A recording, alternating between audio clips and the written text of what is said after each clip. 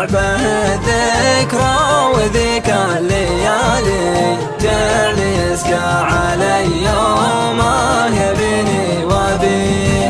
لأقبل الليل جتني ضيقتي وانفعاني، وابتدي بالحزن لين الضحايا انتهي.